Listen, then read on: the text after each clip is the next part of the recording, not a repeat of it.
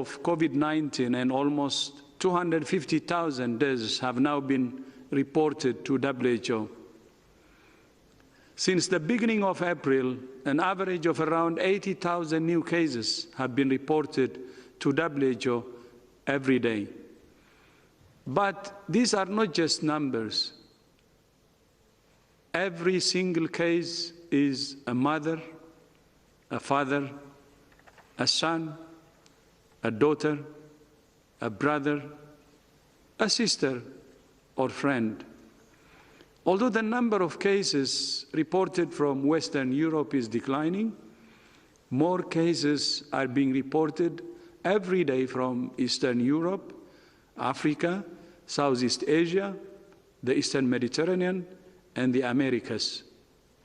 However, even within regions and within countries, we see divergent trends. Every country and every region needs a tailored approach. But the impact of the pandemic goes far beyond the numbers of cases and deaths. Around the world, the pandemic has caused severe disruption to essential health services, including to community-based health care. Also, professional health workers like doctors and nurses play crucial roles. In many countries, trained members of the community play a vital role in delivering essential health services like vaccination, prenatal screening, and the detection, prevention, and management of many diseases. Today, WHO, UNICEF, and the International Federation of the Red Cross have published guidance for countries on how to maintain community-based health care in the context of COVID-19. It includes practical recommendations for countries on sustaining essential services at the community level, leveraging community health workers for the response to COVID-19, while keeping them safe, and advice for how to adapt services for specific diseases and age groups. For example, it suggests using telemedicine wherever possible and leaving insecticide-treated nets for malaria at the door of households instead of asking people to collect them from a central location. It's also vital that countries pay careful attention to the most vulnerable members of their societies. Crisis can exacerbate existing inequalities, which is demonstrated in higher rates of hospitalization and death among certain populations in many countries. We must address this now and in the long term by prioritizing diagnosis and care for those who are most at risk. This is not only the right thing to do, it is the smart thing to do. We cannot end the pandemic until we address the inequalities that are fueling it. Today's guidance complements the United Nations Framework for the Socio-Economic Response to COVID-19, published last week.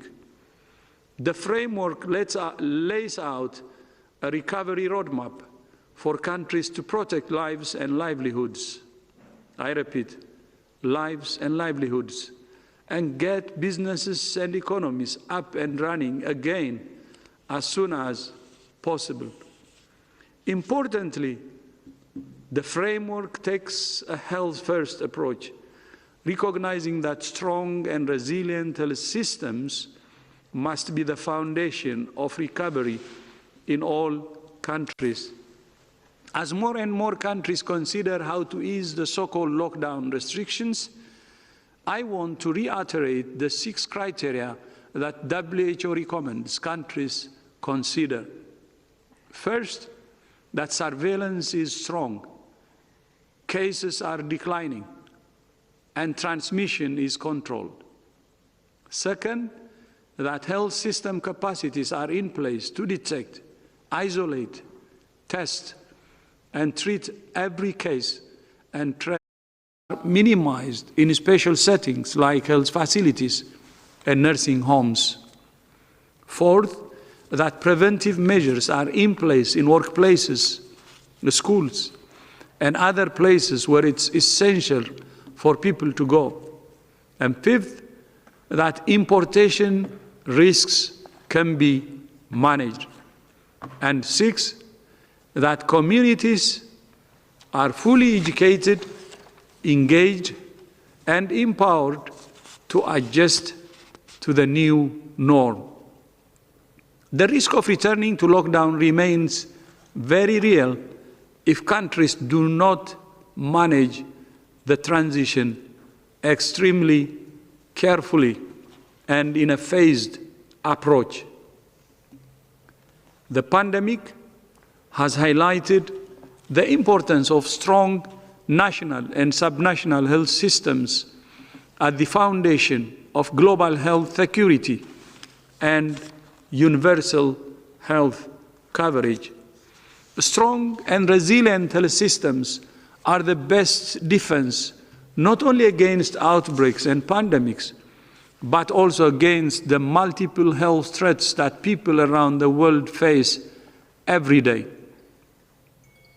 And yet, on current trends, more than 5 billion people will lack access to essential health services by 2030, including the ability to see a health worker, access to essential medicines, and running water in hospitals.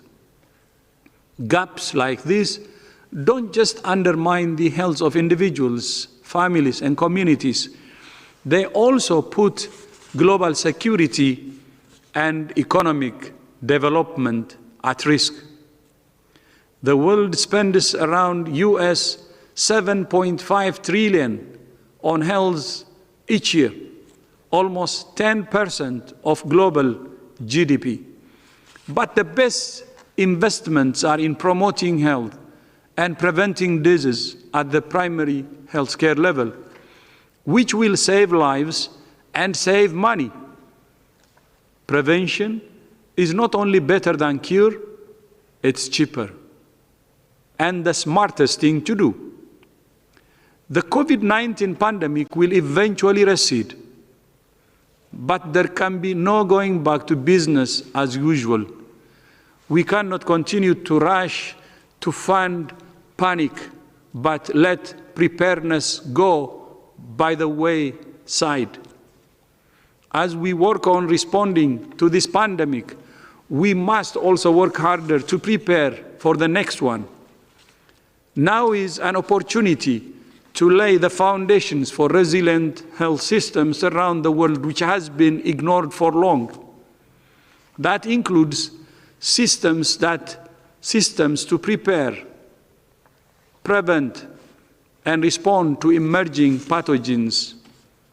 If we learn anything from COVID-19, it must be that investing in health now will save lives later. History will judge all of us, not only on whether we got through this pandemic, but also on the lessons we learned and the actions we took once it was over.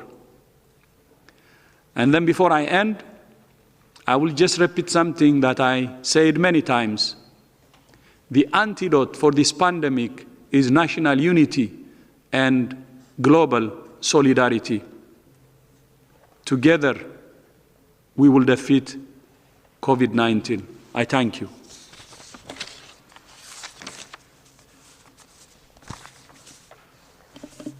Thank you very much, Dr. Tedros, for these opening remarks, and we do indeed welcome Hindi speakers to our press conference. Again, we are working with Zoom that has particular technical modalities. So, for example, Arabic speakers need to go under Korean language if they want to choose Arabic language, while for Hindi speakers they have to go to Japanese language. So hopefully this thing will get better as we move forward. Also, for the time being, Hindi speakers can only listen, and then questions will have to be said in English, but we also work on that. In any case, it's very good that we can reach to more and more people. So before we go to question, I would just like to remind everyone that we need to be very concise and one question per person. So I'll just check with my colleague Chris who we would have first in line, and let's go with Ankit from India today. Ankit, you have the floor. Good evening. My name is Ankit Kumar. I represent India today. My question is on contact tracing applications. More and more countries are rolling out their own versions of these applications. Is there any data or study, or can you tell from your own experience if these applications are helpful in controlling the pandemic threat? In your opinion, should these apps be mandatory for those going out on work during the lockdowns, as the case is in India? Thank you. Thank you, Ankit. This was about contact tracing applications. So I could start, and perhaps Mike or DG would like to supplement. So thank you for the question. Contact tracing remains one of the fundamental tasks that need to be done to help control transmission of COVID-19. And what we mean by contact tracing is when you identify a case through your surveillance systems, that you identify all of the contacts, all of the people who are in contact with that known case, and then you follow them over 14 days. Your question was specifically about apps, and apps can supplement the work that needs to be done by people. The work that needs to be done by individuals who can go out and actually interview cases and find out who did they come in contact with just before they became symptomatic and while they were symptomatic before they were isolated. And that needs to be done by a group of individuals, and many of them are trained in epidemiology, but you don't have to be trained in epidemiology. We've seen many countries use different workforces, volunteers who are trained, school teachers we've heard of students who can help with this contact tracing. And what's important about an individual, the people that do this, is that you need to find cases through personal interaction and through interviews, all done physically distanced, of course. The apps can help, but they don't replace people who need to do that contact tracing. And what we're seeing is a lot of apps and a lot of applications that can help find people who may have been around somebody if they're using smartphones within a certain distance, and that can help narrow down the number of contacts, but it doesn't replace the individuals who actually have to go out and do the contact tracing.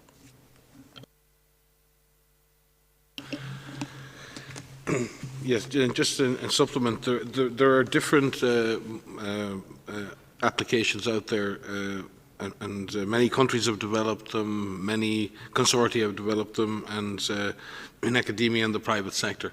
There are apps out there that help people learn about the disease, and there's some very useful apps out there that provide better information about the disease and good information, and that also, in some cases, help people check their symptoms. In other words, allow people to get information regarding the symptoms of the disease, check their symptoms, and see if they should take further action. There are also mobility tracking applications where people doing modelling, and you've seen that with IHME in the US and other modelling institutions, where in the background they're checking the overall mobility of the population, which helps drive the modelling and prediction of disease, because clearly if people are more mobile and mixing more, you can use that to make your model more accurate about the likely future incidence of the disease. And then there are the apps that can help with contact tracing, and that's the many countries, the UK I think have just finished testing their app. What that app allows public health authorities to do is to, number one, potentially, and Korea have a similar application, is help with the tracing process. Once someone is sick, what would normally happen is they'd be tested and isolated. As part of that process, the public health authorities will ask them about who they've been in close contact with in the previous days. And that is a difficult process, remembering exactly who you spent a certain amount of time with in certain settings to see who the high-risk contacts might have been. A way to supplement that is to have an ability to use mobile phone technology that can actually remember, in a sense, for the person, because your mobile phone can remember who you were close to in the last number of days, and it can actually calculate how long you've been close to that person. So what it does is it provides an aid to memory for that process, and that can be very good. It can also be used to notify those contacts that they have been in contact with a confirmed case, which allows them to take appropriate action. For all of this to obviously work, it involves the Bluetooth function on people's mobile phones to be activated and people to accept that they wish to use this application. And I think that's where we have an opt-in process, many countries have an opt-in process for that. Each country is using a slightly different application with slightly different opt-in or opt-out processes. And obviously countries have to take very good care of the fact that tracking people's location needs to be done for the sole purpose of COVID-19 response, and that is something that is being discussed actively in each country. From our perspective in WHO, we are working with many of these developers around the world and looking at these applications and then trying to establish applications or bots that we can offer to countries who they can adapt for their own use should they wish to. A good example of that is the GoData application, which is a contact tracing system that allows countries to maintain a very sophisticated database of contacts, cases, lab results, and allows public health authorities to construct transmission chains and manage the whole process of contact tracing. We have made that application available to all countries, and many countries are now using that as a way of managing all of the data around cases. That does not involve individuals' mobile phones being tracked in any way. That's just purely to aid the process of contact tracing and the process of integrating all of the data. And one of the weaknesses in this whole response, or one of the challenges, has been how do you integrate data from the hospital, data from the public health system, data from the lab. And you've seen the frustrations when people say, we don't have the data, or where is the data? Very often the problem is that different parts of the health system are generating data for different purposes, and that data doesn't come together in a way that helps drive the response, and it takes time for that to happen. So applications that are assisting with that are extremely useful. So I would just like to clarify, it isn't one app, it isn't one way of doing things. Each and every one of these applications needs to be looked at by national authorities and to see how the app can help them do a better public health job of testing, tracing, tracking. Thank you very much, Dr. Merci beaucoup à tous les deux. La question suivante. Следующий вопрос. Анатолия Ньюс, турецкое агентство. Байрам, слышите ли вы нас? Байрам, пожалуйста, включите свой микрофон. А сейчас слышно? Пожалуйста. Спасибо за возможность задать сегодня вопрос. Наша турецкая футбольная федерация объявила о том, что примет у себя финал Лиги чемпионов. И сейчас у нас приостановлены соревнования. И были проведены некоторые матчи в мае без зрителей. Мы знаем, что у вас есть контакты с УЕФА и ФИФА. Какие рекомендации вы можете сформулировать футболистам по возобновлению матчей в Европе? У нас есть конкретное руководство по массовым мероприятиям в отношении всех спортивных мероприятий и как нужно ориентироваться на риски. То, как прислушиваться к этому, это суверенное право федераций и правительства, которые проводят у себя подобные мероприятия. Вы привели, конечно, пример конкретный, связанный с футболом.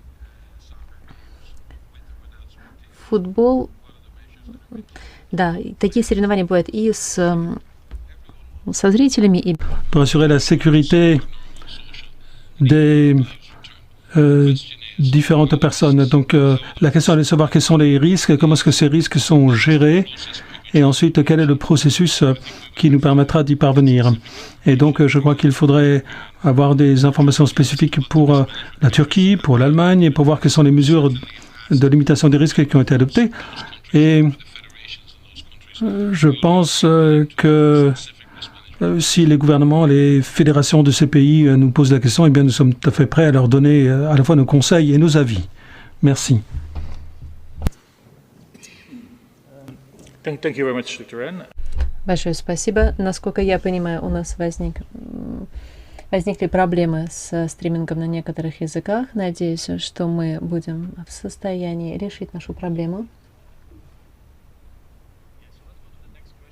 Давайте перейдем к следующему вопросу. Be fixed soon. So why don't we try with CNN contributor Michael Bosyurkiv. Michael, can you hear us?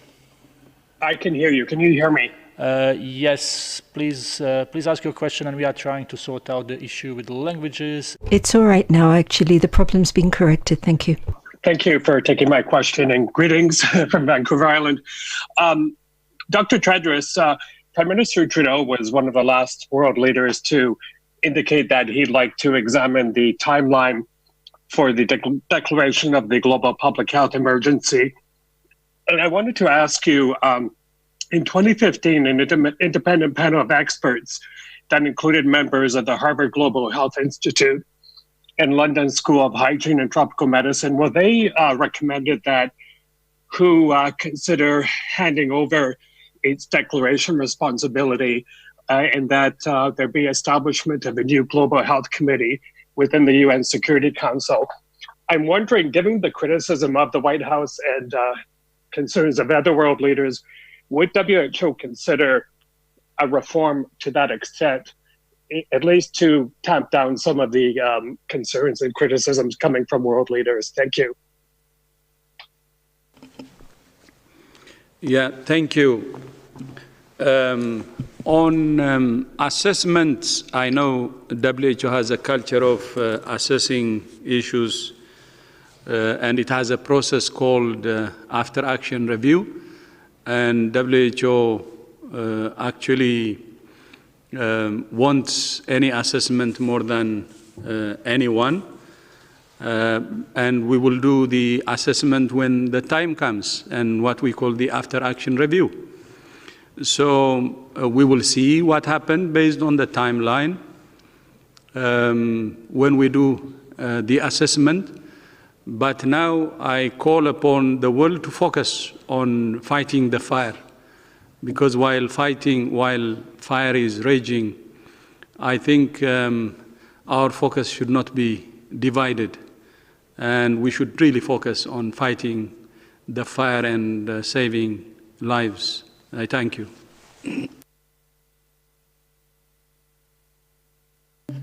Thank you very much, Dr. Tedros. So next question goes to Penui People's Daily.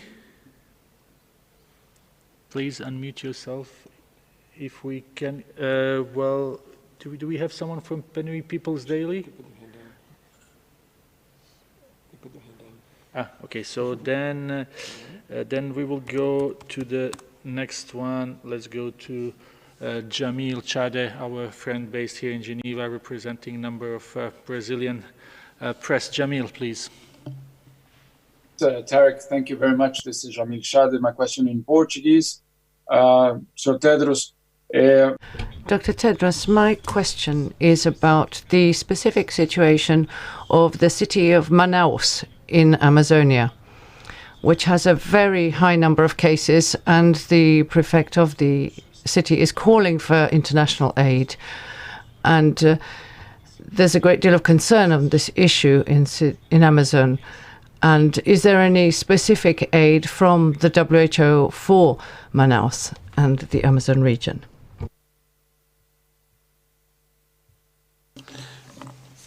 Please, Chief. Yeah, as you know, we're working with the government of Brazil, so we will continue to work with them and address, or give any support they need. Thank you. And if I may supplement that, on request of the government of Brazil, we have very often in the past worked at state level, and we've done that with yellow fever in the past on many occasions. So obviously, and we have a strong WHO country office there, or a PAHO country office, and we stand willing to provide direct technical support to any state through the process of a government request to do so.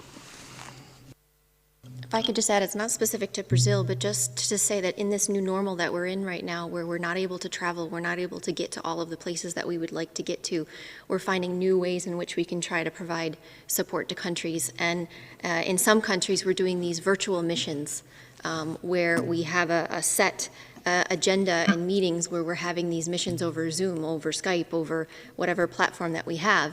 But just to add that even if we physically can't get to a location because of the pandemic, we're finding different ways to provide support where that support is needed and as that support is asked.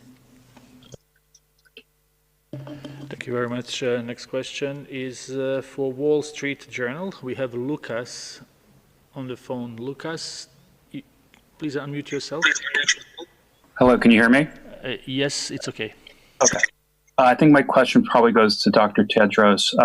This relates to the upcoming World Health Assembly and whether Taiwan will be invited to attend. Would you encourage the member states, particularly China, to allow Taiwan to attend as an observer this year? And conversely, I understand that you have the authority to invite them yourself. Would you do that if China continues to resist their participation? Thank you. Thank you very much, Lucas. And I apologize that I did not introduce our guest, our fourth speaker here. It's Mr. Derek Walton, who is a legal counsel of WHO. He is here with us, and I think he would like to take this question. Thank you very much. And yes, of course, we have the World Health Assembly coming up on the 18th and 19th of May. This year it will be held virtually, and it will be a de minimis session, which means it will focus principally on the COVID-19 pandemic. The involvement, if any, of observers from Taiwan, China in that assembly is a question for the 194 members of WHO, the member governments. It's their decision. And indeed, a proposal has already been made, as it has been in recent years, for this matter to be considered by the Health Assembly itself. And that is a question which is properly for the member states. But whether or not Taiwanese observers participate in the Health Assembly, there are well-established arrangements for health experts from Taiwan, China, to work with WHO on technical health matters. And I think we've already explained in some detail at previous briefings how that's worked. That last year, for example, Taiwanese experts were included at 8 expert meetings, and that there were 6 other informal technical meetings. And this year, there have been contacts in response to COVID-19 involving Taiwanese experts in key groups and networks. I think we've given details of that on previous occasions. But for this year, as I say, the question is for the Health Assembly. It's for the member states rather than the Secretariat to decide that question. Thank you. Thank you very much, Mr. Walton, for this explanation. Next question is for Savio Rodriguez from Goa Chronicle. Savio? Hi, can you hear me? Yes. Okay. My question goes out to Dr. Tedros. On January 14th, WHO stated preliminary investigations conducted by the Chinese authorities have found no clear evidence of human-to-human transmission of the novel coronavirus identified in Wuhan, China. As an independent global health organization, why did WHO have to rely on China's preliminary investigations into the human-to-human transmission possibility of the coronavirus? and not conduct one of its own investigations, is my question. Thank you. So I can start, and perhaps others would like to supplement. So the 14th statement that you're referring to is a tweet in which there was the reporting of what had been reported to us from Chinese authorities. I think what is critical and what is important is how WHO acted from the moment we heard about this cluster of atypical pneumonia from Chinese colleagues in Wuhan. From the beginning, I'm the MERS specialist, the focal point at the organization. Mike led the SARS response. And so from the start, whenever you hear of a cluster of an atypical pneumonia, you think respiratory and you think human-to-human transmission. It's not if, it's just what is the extent of human-to-human transmission that may be happening. Within hours of that notification that was picked up through our EIOS system, we activated our emergency systems at the 3 level of the organization, which means our headquarters, our regional office, and our country office in China, where we were having discussions about what we knew, what questions needed to be asked. We immediately posed questions to our colleagues in China to ask for more information, as we do with all clusters or all alerts or all signals that we pick up through the electronic monitoring systems. From the beginning, we assumed that there would be human-to-human transmission, and in our first reporting to our member states and contact points on the 5th of January, it's in our EIS, which is Event Information System. We included detailed information about the cluster itself and also about protecting against acute respiratory infections. We also published on that day our first disease outbreak news. From there, we worked with our international partners to develop guidance, which is around how do you find cases, how do you protect healthcare workers, how do you treat patients, and all of those guidance materials were guidance materials that we adapted from our MERS guidance materials, which included information about how to protect from human-to-human transmission because these viruses are transmitted by respiratory droplets in contact. So our first guidance that was issued was on the 10th of January, which included information about how to protect against human-to-human transmission. So that's important.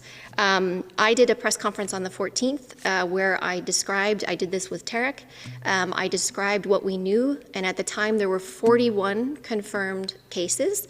The novel coronavirus had been identified, PCR assays were available in China, and they confirmed that 41 out of the initial more than 100 suspect patients actually had this now we call COVID-19.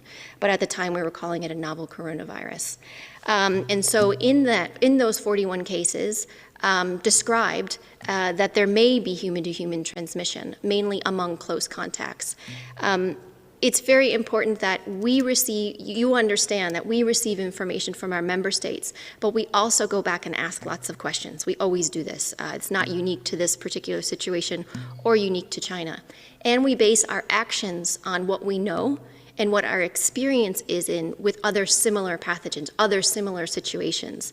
From the beginning, we expected that there could be human-to-human transmission. It was just a matter of how much was actually occurring, where was it occurring. And so initially we thought it would be amongst close contacts through respiratory droplets, and that is still the case today.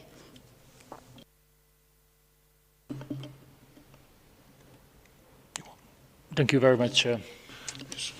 Just one thing to supplement to in terms of maybe explaining to people the incident command system at WHO. We operate under a very well-documented emergency response framework, which is an organization-wide framework for managing emergencies. It is constantly under review. And in the process of epidemic or emergency intelligence gathering, we can get up to 3,000 signals a week sometimes that require follow-up. And what we're constantly doing is sifting through the various epidemic signals. We use our own expert networks to do that, seeking information from countries. The systems have AI components for looking for unusual events and picking them out of the background noise.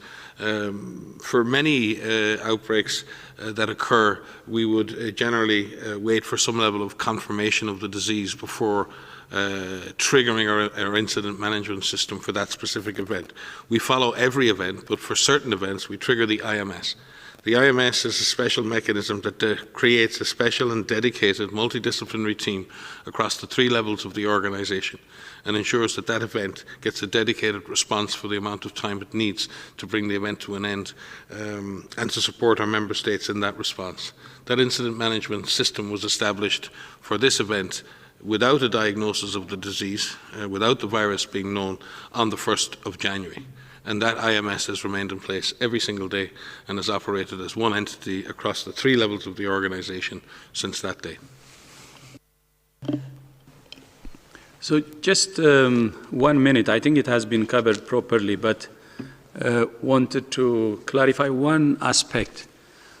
The rule we have in WHO and other UN agencies is when a member state reports, we post the member state report as is.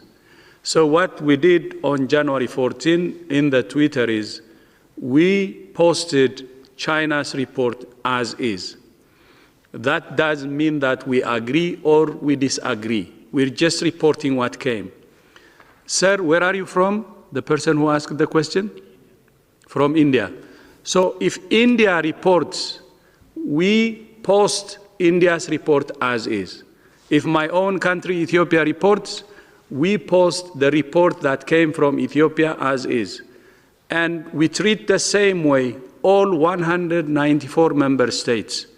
But when we post their reports in our Twitter or website or wherever, we just put it as is and we don't change anything. But at the same time, if we have some differences with what is reported, as what Dr. Maria Van Kerkhove said, the same day or before even January 14, we can say it. And before January 13, Dr. Maria Van Kerkhove and other colleagues were saying there is a likelihood of human-to-human transmission. But not only that, even on January 14th, Dr. Maria Van Kerkhove and other colleagues were briefing journalists, and they said there is a likelihood of human-to-human transmission. And our guidance reflected all that. And then when China officially reported that it discovered human-to-human transmission, I don't remember the date, was it January 22? On January 22, we just reported again exactly as we received it from China. So that's a normal procedure. And we do it for any country. But that doesn't mean that we accept or not. And we express our own opinion. And the 14th January press conference was carried by many of the major media, including the Reuters, expressing the likelihood of human-to-human transmission. But the most important thing is our guidances before, during 14 January, and after actually included the likelihood of human-to-human transmission that helped countries to prepare. So we want you to have the full picture. And thank you for asking that question. Namaste. It's a very important one which is going around, but this is the whole truth. Thank you. Yes, and just to supplement again, the DG, again to clarify that WHO has no special powers of investigation or deployment. Every time, and there are thousands of these events every year all around the world, where we're picking up signals, we seek to verify the existence of an epidemic with the country, we seek further information. But we always, on each and every occasion, offer the country assistance with investigation, diagnosis and respond immediately to requests from our member states to do that. And in this case, if we look at, in addition to our 150 country offices, I think we've launched in excess of 80 surge team missions to support our member states already in this response. So we're highly reactive to requests from our member states for assistance in investigation, diagnosis and control, and we do that constantly. And at any one time around the world, we are responding to at least 30 graded emergencies in which we have teams in the field at the request of our member states. Thank you very much for this explanation. Next question is for John Cohen from Science. John, can you unmute yourself? Thanks for taking my question. WHO took the lead in organizing an international team of scientists to visit China. Is WHO taking the lead in organizing or pushing for an international team to visit China to study origin questions? And if not, why not? So I could start, and perhaps others want to supplement. So there's been 3 missions to China. The first mission was from members of our China office, our China country office, and members from WIPRO, who went on the 20th and the 21st of January. The second mission, which was with the Director General and Dr. Mike Ryan and others, between the first and the second emergency committee meetings that took place, and that was on the 28th or so of January. And then there was a third mission, which I was a part of, which was the joint WHO-China international mission, in which we had members from many different countries, including Germany, the United States, Nigeria, Russia, I'm going to forget some, but there were Japan, thank you, Korea, thank you. And so we had a group of people who went and worked with our Chinese counterparts. And through those 2 weeks that we were there, we came up with a number of recommendations for China itself, for the rest of the world, for the international community. That report is online, it remains online. It was published very soon after we came back. One of the recommendations, among many, for China was to look at what is the zoonotic source of this outbreak. The public health importance of this is critical because without knowing where the animal origin is, it's difficult for us to attempt to prevent this from happening again. This happens with all emerging pathogens because most emerging pathogens come from animals. And there is discussion with our counterparts in China for a further mission, which would be more academic in focus and really focus on looking at what happened at the beginning in terms of the exposures with different animals, so that we can look to have an approach to find the zoonotic source. So that is something that we are working on right now with our counterparts in China, and we have offered support to do that, and we will look forward for that happening. Thank you very much, Dr. Van Kerkhove. Next question comes from Pearl from Open Parliament. Pearl, can you hear us? Let me try one more time. Pearl from Open Parliament, you would need to unmute yourself. Yes, thank you very much for your availability and inviting me to today's briefing, Dr. Tedros. I appreciate that. So for the benefit of millions of people who live in autocratic WHO member states and where the democratic space is shrinking for the negative effects of COVID-19, can you share clear data-driven response in terms of lower respiratory infections being ranked second after HIV and AIDS? And is it ahead of tuberculosis in, say, Zimbabwe? I ask this because although I'm using Zimbabwe as an example in my question, please reply with reference to Mozambique, Tanzania, Zambia, as well as Zimbabwe, given that besides South Africa, in the SADC region, these 4 countries are lagging behind South Africa by many weeks, and no modeling information is readily available to their populations to even talk about a curve. Moreover, in Zimbabwe, the rapid diagnostic test kits... Can you please get the question very shortly, please? Sure. I'm about to finish. In particular, OneFo are currently being sourced, and yesterday there was a flurry of debate about their use in that country and their validity. Thank you. I'm not sure we understood really the question here. So the question I'm asking is, number one, can you speak to the lower respiratory infections? Are they ranked second behind HIV and AIDS, ahead of tuberculosis? I was using Zimbabwe as an example, but I'm asking you to speak more specifically for Mozambique, Tanzania, and Zambia, and to speak a little bit about the rapid diagnostic test kits, in particular OneFo, which has been used in Zimbabwe. So these are many questions, so I don't know if any of our experts can. What I would suggest, your questions are important, but they're very specific to to individual countries in Southern Africa. I do know that for the case of Zambia, Mozambique and Zimbabwe, that the reported numbers from those countries are low, but in Zambia there's been a 50% increase in the last week, though the numbers are low. The number of deaths remain low. And obviously in that reflecting a reality, that's positive, but it can also reflect underdiagnosis of cases.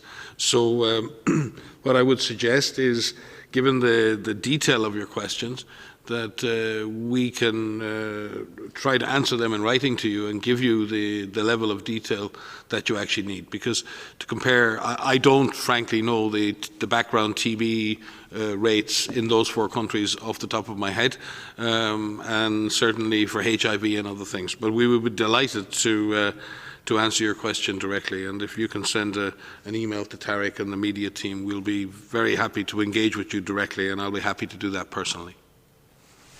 Thank you very much, Dr. Ryan. Next question, Kai Kupferschmidt from Science. Kai, please.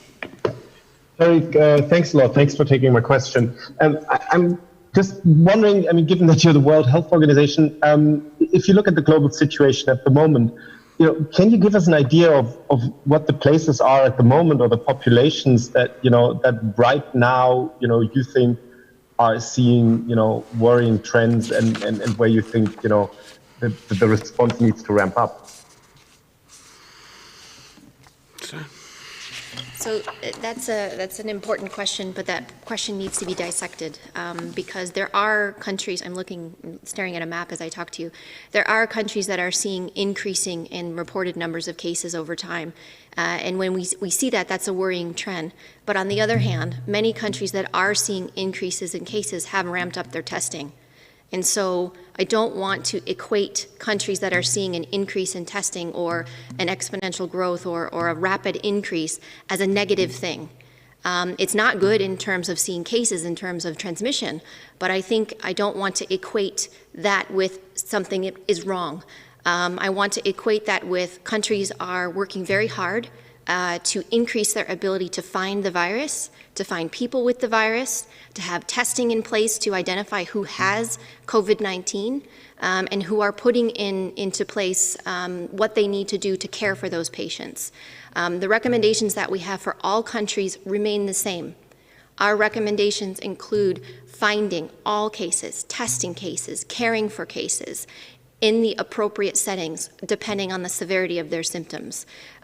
Finding all contacts, quarantining those contacts for the full 14 days, making sure that public is fully engaged so that they know what they can do.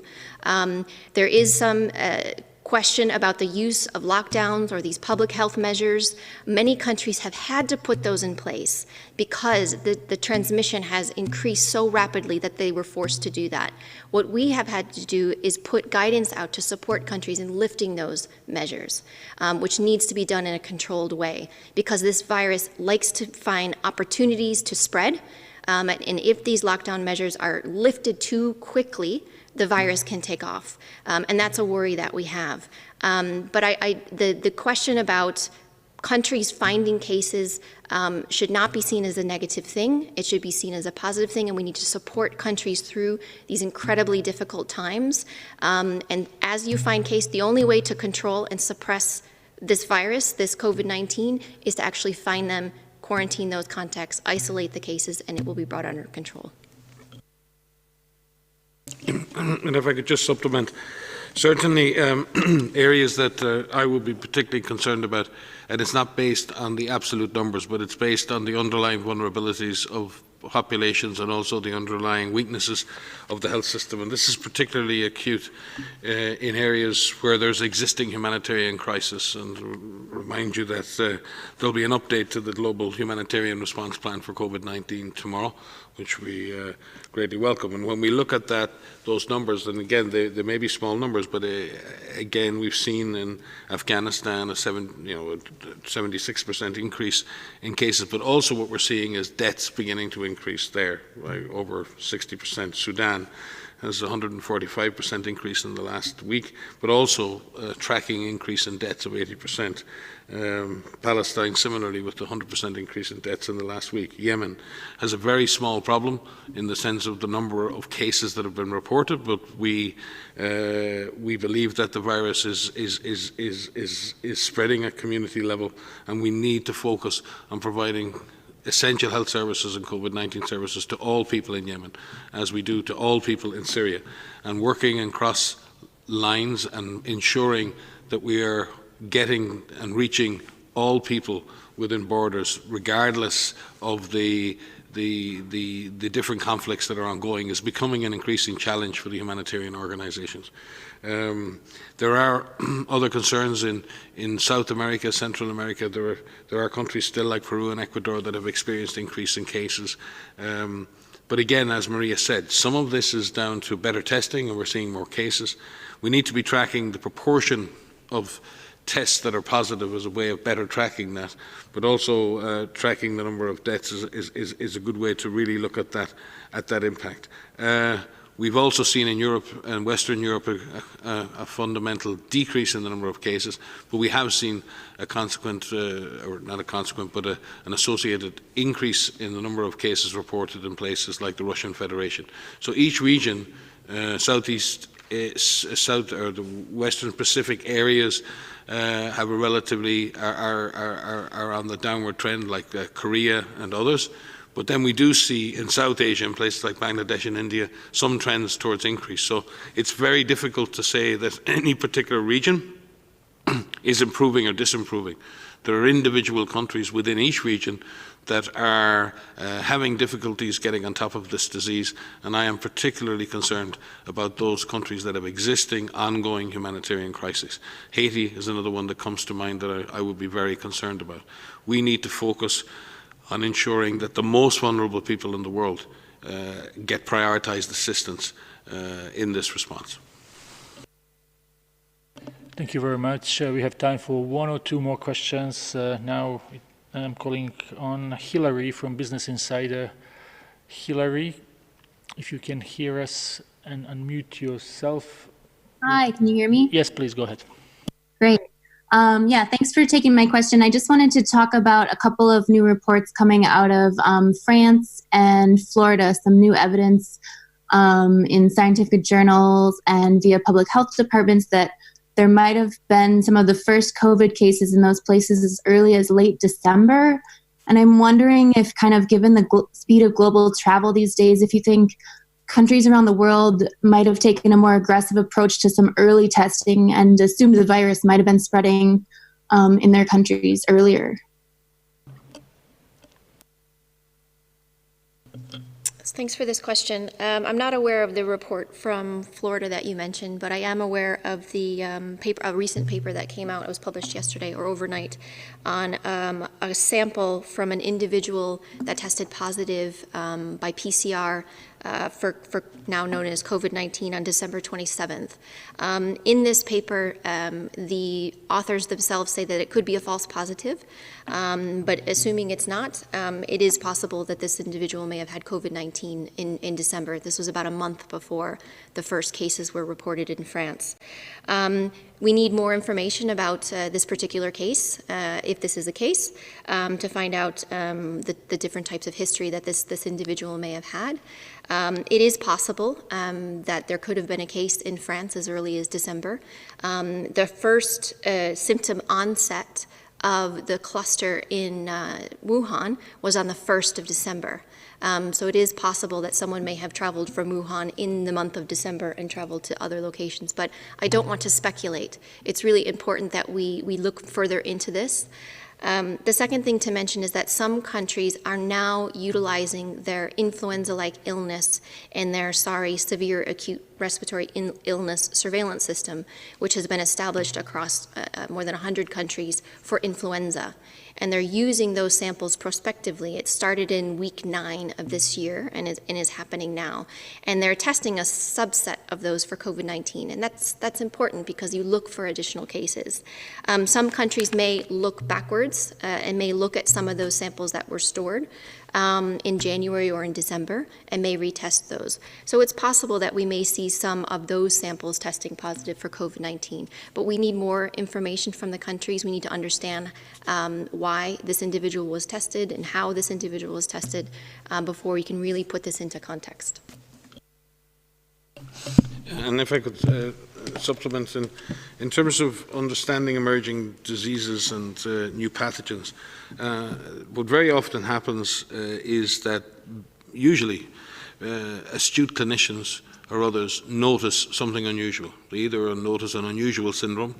Atypical pneumonia, for example, is not an unusual syndrome. It wouldn't trigger necessarily the system to think there was something wrong. But as happened in Wuhan, the clustering of cases of atypical pneumonia, where the testing that was done was negative for the normal pathogens that you would test for. So you end up in this situation where a group of clinicians looking at cases say, well, we know what this is not, but we don't know what this is. But we still have this cluster of disease that look very similar. And that's what triggers the reaction to say, is this something new? Is there something wrong? And that it's usually a cluster of disease that looks alike. And very often when you then find a test and you go back, you find that not all of the people had that disease. The testing then subsequently confirms only a proportion of them. So when you detect an unusual cluster, what you do is try and find every case of disease, undiagnosed disease, that looks like this, and then you develop a test or find the virus and you go back and test. And that's why some of the cases in China have dates of onset that go back to early December, because as they went and looked at this cluster of disease, and then they go back and test and they say, when was your onset? And the person says, I got sick on the 1st or 2nd of December. But they may have been part of a cluster that was detected at the end of December. So it's not that that person was detected as an unusual case on the first day. They were detected as part of an overall cluster. So from that perspective, it's important to recognize that. In this particular case, I think the clinicians in France and other places very often will do this, and we think this is a very prudent approach. If you have someone with a serious illness and you can't make the diagnosis, very often hospitals will freeze samples as a standard practice, which allows them to come back later and do further diagnostic tests should diagnosis or a new virus or anything else emerge. So it's very prudent that that is done. We look forward to any further examinations that are done by other researchers around the world who may find similar cases. So this is a good thing to do. It's something I think we'll look forward to the peer review publications where we can see that these tests are validated and we can discuss the implications of those results.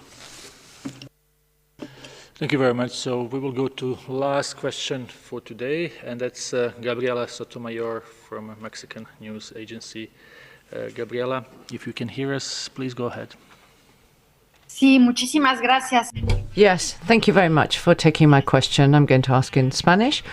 It's for the Proceso magazine. There's a great deal of contrast between the figures that are being presented by the United States with more than 1 million cases and the figures that we're seeing in almost all Latin America, for example, in Mexico, where up until now we've had some 26,000 cases. What is this difference due to? It's a major contrast. We know that the virus doesn't respect borders. Thank you. So thank you for the question. Yes, there is, you know, as the Director General said in his speech today, if you look at a region or you look at the overall numbers, it doesn't give you the true dynamic nature of this virus in terms of its ability to transmit. Part of the challenge is when you're looking at absolute numbers is that indeed there are absolute numbers. They're not, you could look at them as a rate, as a population-based rate, and then you won't see such drastic differences. Part of it has to do with testing strategy. I'm not familiar with Mexico's testing strategy to be able to comment exactly on how it is the same or differs from other countries.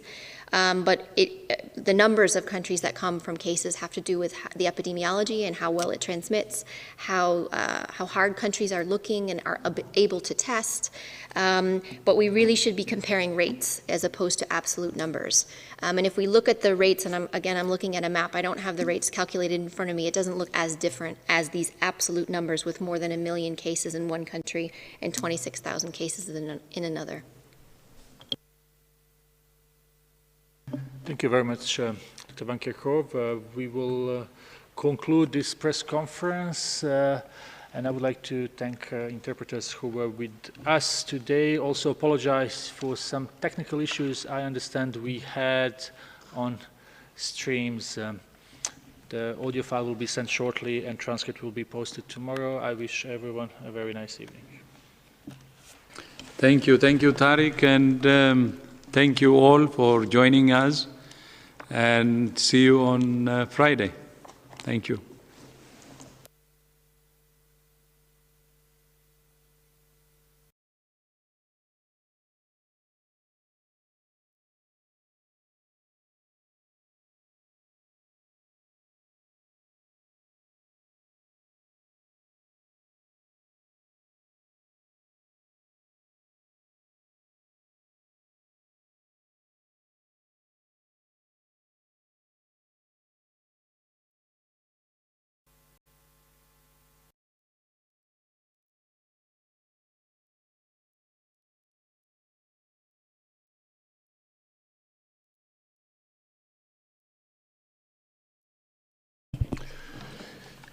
Hello to everyone watching us here in WHO headquarters in Geneva for the regular press conference on COVID-19. We have, as we had in the previous days, simultaneous translation in 6 UN languages plus Portuguese, so we hope we will get questions in those languages, and I would like to thank interpreters who are here with us today. We have with us Dr. Tedros, WHO Director General, Dr. Maria Van Kerkhove, Technical Lead and Head of Emergency Program, Dr. Mike Ryan. We also have Mr. Steve Solomon, Principal Legal Officer, in case questions come for him. Before we open the before I give the remarks give the floor to Dr. Tedros for his opening remarks, just to remind you that we have been sending you press releases as well as invitation for press conferences of our regional offices and on activities from our different sections. So I'll give the floor to Dr. Tedros for his opening remarks. Thank you, Tariq. Good morning, good afternoon, and good evening. 10 days ago, I joined President Emmanuel Macron, President Ursula von der Leyen, and Melinda Gates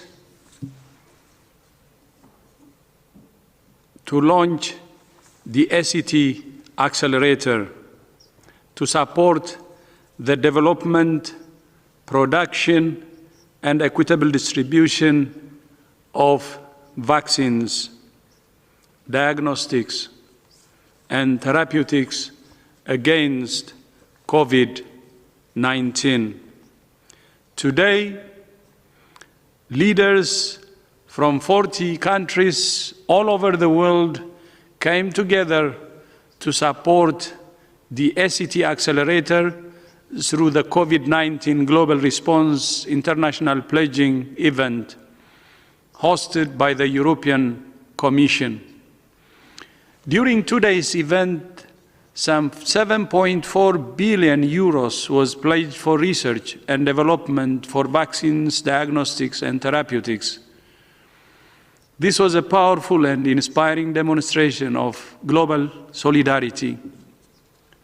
Today, countries came together not only to pledge their financial support, but to also pledge their commitment to ensuring all people can access life-saving tools for COVID-19. Accelerating development of the products, but at the same time access to all. Recent advances in science are enabling the world to move at incredible speed to develop these tools. But the true measure of success will not only be how fast we can develop safe and effective tools, it will be how equally we can distribute them. None of us can accept a world in which some people are protected while others are not. Everybody should be protected. None of us are safe until all of us are safe. The potential for continued waves of infection of COVID-19 across the globe demands that every single person on the planet be protected from this disease. WHO remains committed to working with all countries and partners to accelerate the development and production of vaccines, diagnostics, and therapeutics, and to ensure their equitable distribution. This is an opportunity for the world to come together to confront a common threat, but also to forge a common future. A future in which all people enjoy the right to the highest attainable standard of health and the products that deliver that right. That's what we mean by health for all. We have been saying it for the last more than 70 years since the WHO was created. But I think, given the experience we have now and the difficulties we're going through, it's time to make it happen, health for all. But one of the best tools is also one of the most basic: clean hands. The simple act of cleaning hands can be the difference between life and death, and remains one of the most important public health measures for protecting individuals, families, and communities against COVID-19 and many other diseases. Tomorrow is Hand Hygiene Day, a reminder of the importance of clean hands for health workers and for all of us. At the same time, we must remember that millions of people around the world are not able to practice this most basic of precautions. Around the world, less than 2/3 of healthcare facilities are equipped with hand hygiene stations, and 3 billion people lack soap and water at home. This is an old problem that requires new and vastly increased attention. If we're to stop COVID-19 or any other source of infection and keep health workers safe, we must dramatically increase investments in soap, access to water, and alcohol-based hand rubs. Tomorrow also marks the International Day of the Midwife. This is an opportunity to remember the vital role that midwives play all over the world in providing safe and effective care for women and newborns.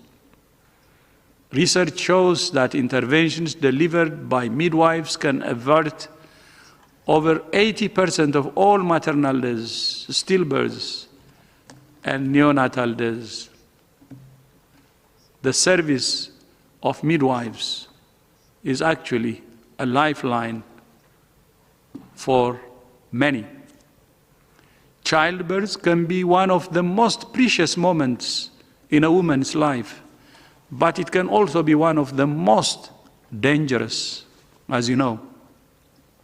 Midwives are essential for guiding and caring for women through their entire pregnancy and the critical moment of childbirth.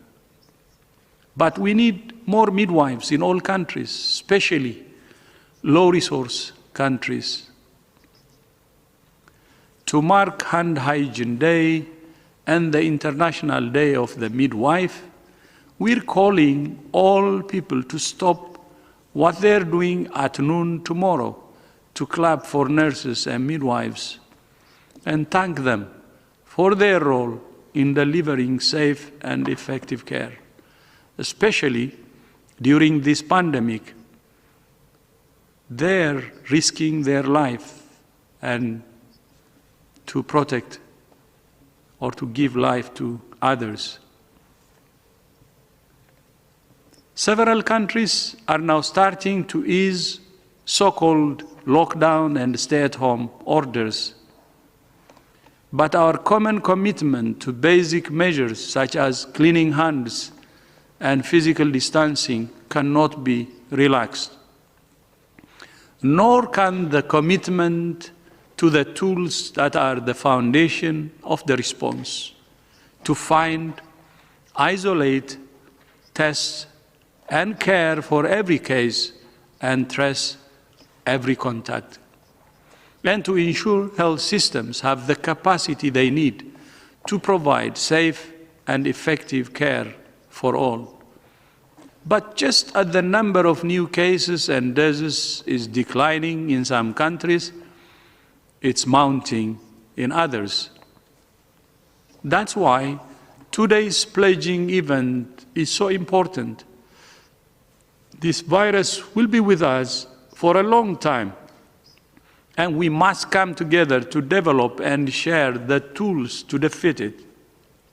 But of course, today's event only covers one part of the response. For research and development in vaccines, diagnostics, and therapeutics. In the weeks and months ahead, we will need much more to meet the demand for personal protective equipment, medical oxygen, and other essential supplies.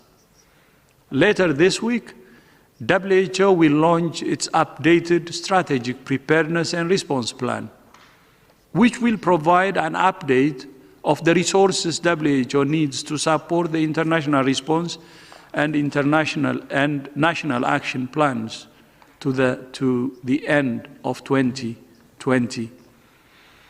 WHO is grateful to the many countries and donors who supported the first strategic and response preparedness and response plan.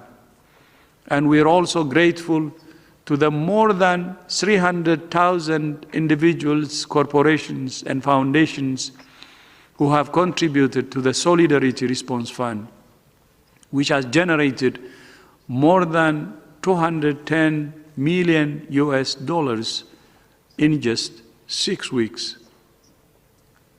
As my friend Boris Johnson said during today's pledging event, we're in this together, and together we will prevail. We will prevail through national unity and global solidarity. The antidotes to this virus are national unity and global solidarity. The antidote to this virus is the human spirit. Thank you. Thank you very much, Dr. Tedros, for these opening remarks. We will now open the floor for questions. I will remind journalists to be very brief and ask only one question, so we can try to take as many as possible. And again, you can ask the question in 6 UN languages plus Portuguese. For journalists who are on Zoom, you will need to go to settings to find your language. And because of a bug we have, Arabic is under Korean. So if you want to listen in Arabic, you have to click on Korean. That's a bug that we have in a Zoom, and it's not really our fault. We will start with EFE news agency. Isabel is online. Isabel? Yes, do you hear me? Yes. Thank you. Yeah, gracias. Voy a hacer la pregunta. Yes, I'm going to ask the question in Spanish. Thank you for taking this question. In several countries in various regions, some in Latin America, pharmacies are selling diagnostic tests for coronavirus so that people can carry out the test at home. And in some countries, it's being done with authorization from the health authorities, and in other countries, it's more or less informal. And I'd like to know if the WHO advises that people carry out their own self-testing if they think that these tests are reliable, and if what they see is the risk that someone with a false negative result, if the tests are not reliable, and so someone could think that they are healthy and could then transmit the virus further, since lockdown measures are starting to be relaxed in many countries. Thank you for the question. So there are a number of diagnostic tests that are currently available and are being sold globally. In fact, there's hundreds of them. And the tests that you're referring to are these molecular tests, or these PCR-based tests that can diagnose somebody as having active infection. It's difficult to answer that question because I don't know exactly which tests you're referring to. What is really important is that the tests that are being used by any governments or being sold, that there's clear results of how well these tests work. There are the possibilities that if they are not validated, we call validated, where we test them against known samples of whether the samples are indeed positive or negative. It's very difficult to know if the test result that you're getting is a true result. And as you've highlighted, there are risks associated with having a false positive and thinking that you are infected and you are indeed not. And more importantly, if you test false negative, where in fact you are infected and the test tells you that you're not. So there are some risks associated with being sold over the counter. Having said that, the ingenuity, the rapid development of these tests is very positive, and we welcome this innovation. We welcome the speed at which these tests are being made available, but it is important that they're validated. It's important that we really understand how well they work. Bottom line, though, is that everyone that is out there needs to adhere to public health measures regardless. These include hand hygiene that the DG has just mentioned, and you've heard us mention well, with washing your hands with soap and water or an alcohol-based rub. Practice physical distancing, so where you're physically distant from another person. Adhering to the public health measures that are put in place by governments. Practicing respiratory etiquette. These are the things that must be adhered to all the time while we work through the use of some of these tests that are coming online. Thank you very much, Dr. Van Kerkhove. Hope this answers the question from Isabel, and it was on self-testing. Next question is from Joan from Meetings Today. Joan, can you hear us? Joan, can you unmute yourself, please? Sorry, I did. Okay, Thank please. you. Hear me now. Thank you. Meetings and conventions are part of the tour and travel industry, and we are incredibly confused about how WHO classifies mass gatherings. Around the world and in the US, groups don't know what that means. We're finding different standards within the United States, and I just saw someone mentioned what France is doing in terms of the ability to travel to meetings. We need guidelines about how WHO defines mass gathering and how we're going to go forward. Thank you. So thank you for the question. I will start, and maybe Mike would like to supplement. So the question around mass gatherings, there's different ways in which people are defining gatherings, just gatherings in general, in terms of, you've seen different governments put in place more than 5 people, no more than 10 people, no more than 50 people. Mass gatherings are obviously much larger than that. What we do is we have put out guidance which provides a risk assessment-based approach that evaluates each gathering as it is defined, as it is developed. What is the gathering itself? Where is it taking place? How many people are involved in it? Is there any way in which it can be done remotely or through video? Is there a way it can be postponed? And so what we're trying to do is lay out the criteria in which those decisions can be made. Those decisions must be made on a case-by-case basis. because not all situations are the same. The area in which they are carried out have different ventilations, some are outdoors, some are indoors, so it depends. It's an unsatisfactory answer because we can't give you a yes or no, but what we try to do is we try to outline all of their criteria that you would need to take to be able to make that decision. The same holds true for travel. The same holds true for holding meetings some places. All of those decisions need to be taken on a case-by-case basis to determine if indeed that meeting needs to take place, and if so, how that could be done safely.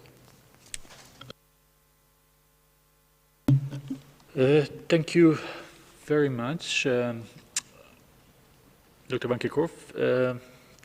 Next question is Radio France Internationale. Jeremy, can you hear us? Hello, do we have Jeremy from RFI? Yes, can you hear me? Yes, please go ahead. Thank you. I just had a quick question regarding mass gatherings. Also, I heard that France is considering reopening movie theaters, for instance, and I would like to have your opinion on that. Do you think this kind of measure is too early? Because we can think of mass gatherings too in movie theaters where hundreds of people are sitting in the same place. So do you consider it to be a good measure or not? Thanks. Yeah, I think we need to make a distinction here between what would classically be regarded as mass gatherings, which are large religious events, big sporting events where thousands and thousands of people come together and approach one point and then leave from a point, and they're coming potentially from across national boundaries or within national boundaries. So they're gathering events and they're large scale. They're often multinational and require and involve the movement, not just the presence of many people in an area, but potentially the movement of people to and from those areas. Movie theaters, churches, and other gatherings are more localized events, and they have to be dealt with within the local context. WHO can't prescribe to individual countries what exactly is to be done in every single context. What we do advise is anywhere where people gather, where they cannot maintain social distance or physical distance or appropriate hygiene, then there's always a risk in the presence of the virus that you may amplify the virus. And we've seen that, and there's plenty of evidence that that has happened in the past. So as countries open up their economies and open up their societies, and as they look at different gatherings, be they religious or social gatherings that occur, they've got to calibrate the risks associated with those gatherings, which are based on how much virus is circulating in the area, so what is the absolute risk of exposure, and then what are the increased risks of being exposed in an environment where there are a number of people who cannot maintain physical distance or potentially maintain hygiene or other measures. And you can see within that many governments and companies, private and public, are looking at what are the measures that need to be put in place in, for example, restricting access to less than full capacity or some proportion of capacity, to having spacing between seating, to having extra hygiene and disinfection measures put in place, having online ticketing. There's lots of different measures that for each individual service or each individual gathering can be put in place, the same with churches. So again, as the Director General has said in his speech, exiting the more severe public health and social distancing or physical distancing measures or the lockdowns or stay-at-home orders and allowing people to re-engage in social and economic life must come with a risk-managed approach. How do we minimize the risk of transmission between individuals while obviously trying to maximize the way in which people can re-engage in their normal lives? And that is determined by the presence of the virus, that is determined by the risk of the encounter or the risk of the particular environment which people will come to, and the means and the ability of both the government, local governments, communities, and the private sector owners to minimize those risks to participants or to clients. Thank you very much, Dr. Ryan. Next question comes from Italy, Luca Rossini from RAI. Luca? Luca? Hello, can you hear me? Yes, please go ahead. Okay, so regarding the contact tracing, what would you suggest to country like Italy to integrate manual and digital contact tracing in order to speed up not only the national process of contact tracing, but even the broader process of international process of contact tracing, which is very important when the border will be opened again? Thank you, and I think this is a challenge that's facing many countries right now, so I won't answer it in the specific context of Italy. I think when you speak to professionals in Korea and Singapore about what they did to make their contact tracing more effective, they will first and foremost tell you that they got more boots on the ground, that they went back to the basics of public health. Finding cases at community level, community-based surveillance, putting more surveillance officers out there, following up with people, making the phone calls, knocking on people's doors, finding out who could have been exposed, and ensuring that those who are suspected are tested and isolated, and then ensure that those who are in contact are given that information so they can protect themselves and their families, and are offered either home quarantine or quarantine in a third place. And this has all been aimed at breaking the chains of transmission. If someone who is infected has no further contact with other people other than protected health workers, their chances of passing on the disease are minimized. If a contact who is developing disease is aware of that and reports symptoms immediately, the chances of them infecting someone else decreases very, very importantly. And this is all going to that number that everyone talks about, the R number or the R naught, the capacity of one individual to infect any other individual. Contact tracing and case finding is not about surveillance or interrupting people's lives. It's about trying to identify those individuals who are sick and in trying to ensure that those sick individuals are tested and cared for, and that anyone who is in contact with them is monitored and then subsequently tested and cared for if needed. In doing that, we reduce their role in spreading the disease to others. That is essentially a human process, and it needs to have a human face because these are difficult times for cases and for contacts. What has emerged, and what WHO, for example, for a number of years has been working on a system called GoData, which is an integrated information system which is app-based, which allows public health authorities to integrate all of the different data, the case data, the contact data, the laboratory data. And we've rolled that out to a number of countries over the last number of months and with increasing frequency now during COVID-19, and are willing to offer that to any country that wishes to implement it. The addition of apps that people themselves can have on their telephones that will give them information on their disease status or notify them if they've been in contact with an individual that is infected can obviously enhance the effectiveness of contact tracing and surveillance. And we've seen various examples of that emerge around the world and be put to use. They are an additional measure that will potentially enhance the efficiency of the contact tracing process, but they won't do it by themselves. In doing that, and we're very grateful for those countries and those companies and those innovators who are working on such tools, and we're talking with them every day, what we need to ensure as we roll out those tools, number one, that they enhance that process, and they're not seen as a replacement for shoe leather epidemiology. They're not seen as a replacement for the basic human workforce, the army we need to go out there and find cases.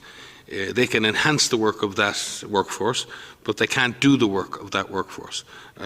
If we add those tools and give an extra boost to that process and become more efficient, then we'll get rid of this virus more quickly. But we also have to consider, and very carefully within this, that these tools must be used for that purpose and that purpose alone. And we have to take into account people's personal data protection, protection of their data, protection of their privacy, and ultimately protection of their human rights. I think all countries are trying to approach this in a very balanced manner, but we do believe that such tools are useful. We're very, very grateful to see the innovation, but we are very, very keen to stress that IT tools do not replace the basic public health workforce that is going to be needed to trace, test, isolate, and quarantine. Thank you very much. From Italy, we go to Brazil. Ana Pinto from Folha de Sao Paulo. Ana? Yeah, hi. Thanks for taking my question. I'll ask in Portuguese, so you provided the translator. So, nos últimos... In recent days, some data has shown that there are countries that haven't really got they haven't got just a single curve of the illness and the death, but two. One where there's a more rapid movement with the richer inhabitants, and then others where the poorer part of the population continues to grow as a curve. So I want to know if this is a concern for the World Health Organization, and if you have registered this phenomenon and seen it in other countries, and if that has an influence on the public policy in those countries when the most vulnerable populations have less of a voice and less of a representation in public policy. Thank you. Maria may go into the detail, but I think it is as to whether or not we're seeing this phenomenon. But it is very important, and the Director General has said this many times, no one is safe until everyone is safe, and we cannot leave anyone behind. And we have to absolutely ensure that public health surveillance and testing is available to all who need it. And it is very important that testing is not seen as the purview of the wealthy or those who can afford it. This isn't about testing people from a clinical perspective only. This is about testing people so we know where the virus is. And therefore, if people see the purpose of testing in just getting my diagnosis so then I can go and pay for treatment, then that is a distortion of the ultimate purpose of testing. Testing is aimed at doing two things. One is giving people with symptoms an opportunity to be tested so they can get the proper care, but it also triggers a whole series of activities to understand the transmission and dynamics of the virus. So if access to testing is determined by resources, then there's going to be a very skewed understanding of where the virus actually is. And that's very dangerous. That's dangerous from a public health perspective. Not only is it inequitable, it is also dangerous. So it's very important that testing is made available to those who need it. And in fact, in some cases, I believe that testing should be more available in areas where people don't have the opportunity to physical distance, where they may have higher rates of infection and in fact may also have higher rates of death if they are infected. We've seen with many vulnerable populations, we've seen with ethnic minorities, we've seen with indigenous people that they may have higher death rates when they are infected because of underlying conditions, because of long-standing underlying conditions. So it is all the more important that we have early testing of people who may have those underlying conditions. So if anything, testing should be prioritized in areas where there's underprivilege, where there's overcrowding, where there's poverty. But it is, I'm not aware of this emerging systematically in our data, Maria, but certainly if this phenomenon is happening, then this is a very wrong direction, because it is not only inequitable and unjust, it is also a dangerous direction, because you will not know where the virus is and you will not be able to detect those who need care the most. Maybe to supplement what Mike has said, so the speed in which the virus can transmit relates to the contact between infected people. And so we have seen in a number of urban areas the ability for the virus to spread. We've also seen this in less populated areas. Just because there's an urban area that has a seeding of this virus or the virus being detected doesn't mean that it has to take off. The ability of our ability to suppress transmission relates to detecting people with the virus, so it relates to testing. It relates to the surveillance strategy that is in a country and how countries are actually looking for cases. It relates to the ability to isolate known cases.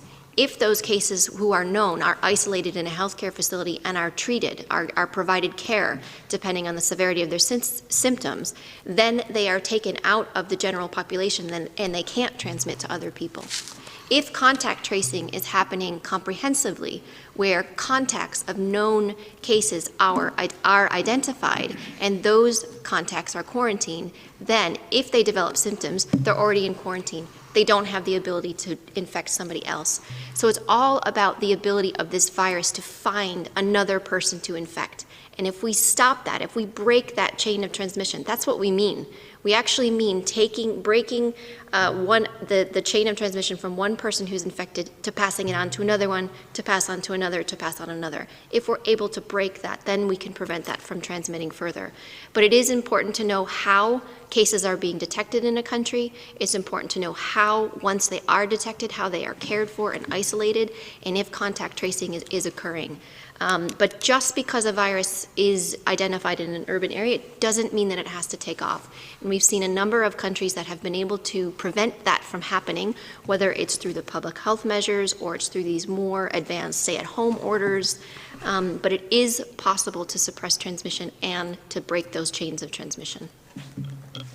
Thank you very much, Dr. Ryan and Dr. Van Kerkhove. This was a question from Folha de Sao Paulo about inequality, social inequalities and COVID-19. Next question is coming from Savio Rodriguez from Goa Chronicle. Savio, can you hear us? Yeah, can you hear me? Yes, please go ahead. Okay. My question is for Dr. Tedros. On December 31st, 2019, the Taiwan Center for Disease Control sent an email to the World Health Organization informing WHO of its understanding of the disease and requesting for more information. In that email, they used the word atypical pneumonia, which they claim is a word commonly used to refer to SARS, a disease transmitted between humans. Why did WHO not take Taiwan CDC observations seriously? Is my question. Thank you, Savio. I think Mr. Solomon will take this one.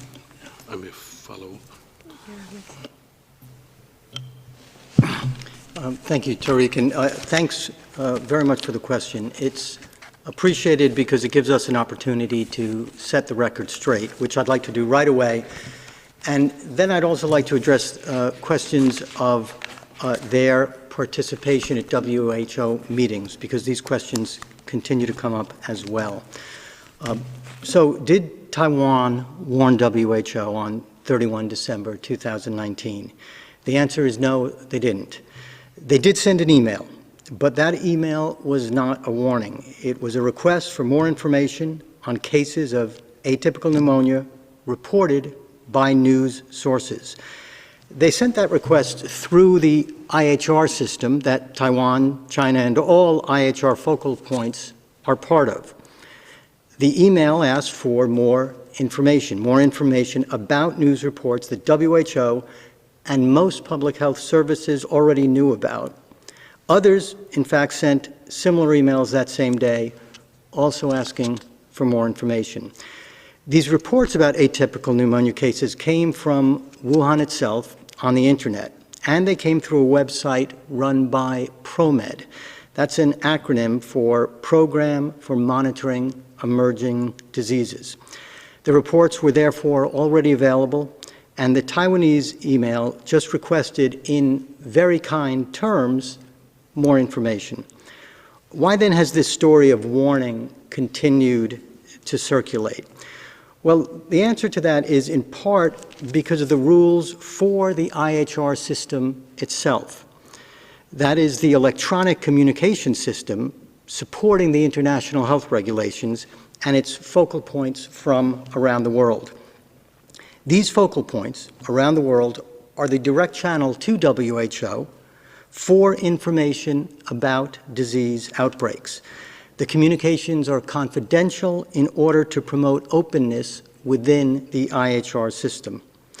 So until Taiwan CDC indicated that they didn't expect confidentiality about that email, we couldn't offer details. Then on 11th of April, that changed. Taiwan's authorities held up the email at a media briefing.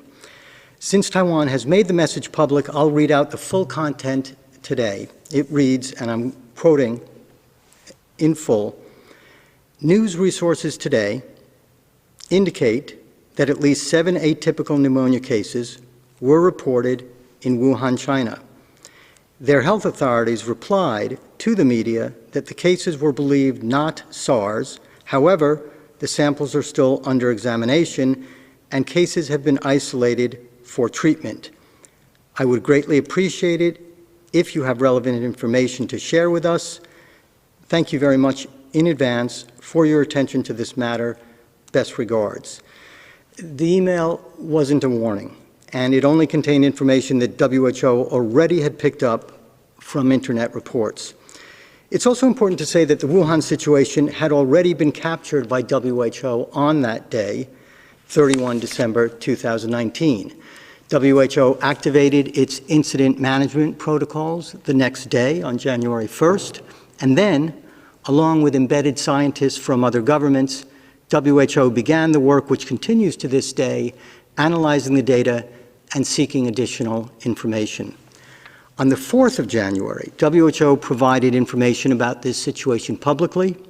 On the 5th of January, WHO shared detailed technical information through this IHR system. This included advice to all member states and all IHR focal points to take precautions to reduce the risk of acute respiratory infections, providing guidance on the basis that there could be human-to-human transmission.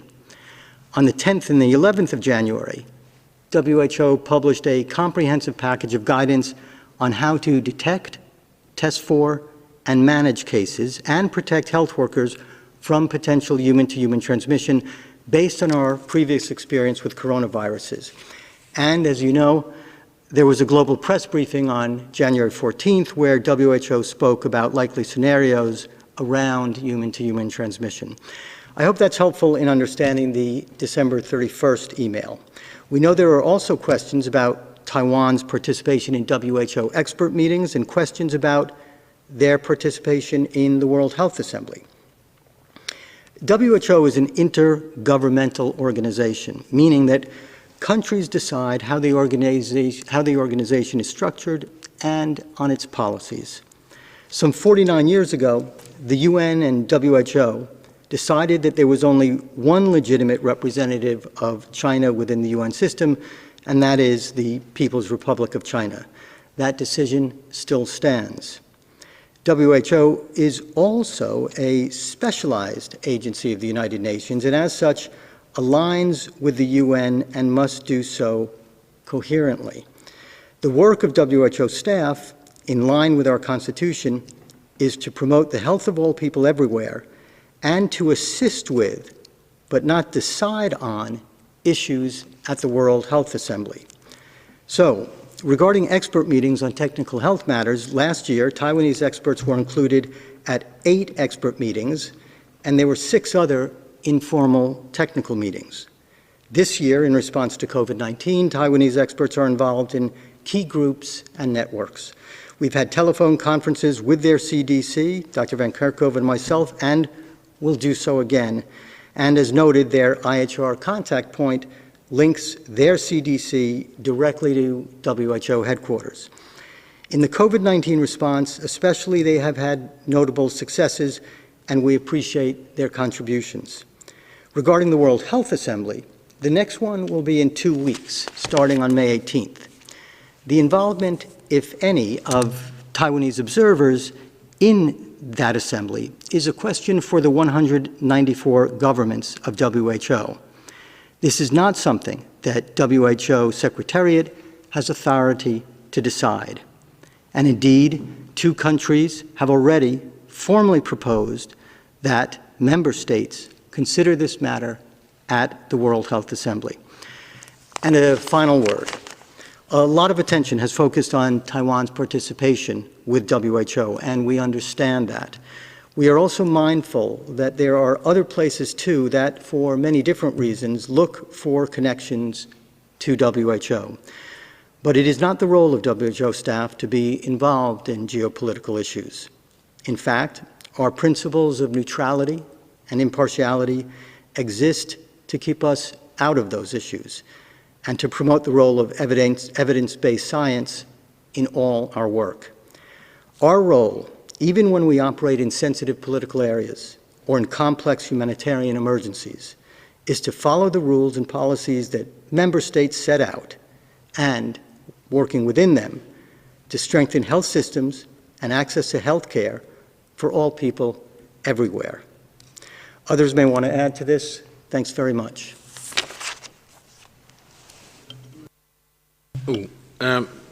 Just one small clarification on the issue of atypical pneumonia. Atypical pneumonia is an extremely common form of pneumonia that occurs around the world. There are millions and millions of cases every year. And atypical pneumonia effectively refers to the fact that the cause of the pneumonia is usually atypical or not necessarily diagnosed as some of the normal causes of pneumonia, one of the usual causes for a community-acquired pneumonia. Very often they can test negative on first testing and then they're subsequently retested for specific pathogens. And studies I know, up to 1/3 of community-acquired pneumonias can be considered to be atypical, in that you have other pathogens that are found would be known as atypical pathogens, pathogens that don't typically cause that type of pneumonia. And certainly at a global level, they would most be represented when they're finally diagnosed by Legionella pneumonia, Chlamydia pneumoniae, and Mycoplasma pneumoniae as the causes, which are bacterial causes of atypical pneumonia. So the most common causes of atypical pneumonia are bacterial causes and not necessarily viral or others, but obviously viruses can cause atypical pneumonia. But to say that atypical pneumonia is a homonym for SARS is entirely incorrect. If I can also supplement, so just to say in the beginning, that email that Steve read out did not mention human-to-human transmission. And I think that is important. But from day one, from all of our experience with other respiratory pathogens and from SARS, from MERS, you operate on the possibility that may be possible. And from the beginning, with our partners, with our global expert networks, with all of our internal staff at the 3 levels of the organization prepared for this. And so even the first notifications that we had through our event information system, which is what Steve has mentioned, which is the IHR mechanism by which we notify all member states and contact points. We talked about protection against acute respiratory infections. And there was details in there about this. And as more information became available and as more details come from the investigations that are taking place, you modify the guidance. Having said that, our first technical package of guidance that was issued to our emergency directors at all of the regions, to all of the WRs, and made public on our website, put out guidance preventing against human-to-human transmission. And it focused on transmission via respiratory droplets and contact. And in the situation of healthcare settings, focused on the potential for aerosol transmission or airborne transmission when you have, in the context of aerosol generating procedures. And again, this is based on our experience with other respiratory pathogens, SARS, MERS, influenza. With the first and foremost idea to protect our healthcare workers who are caring for patients. And this was before diagnostic tests were even widely available.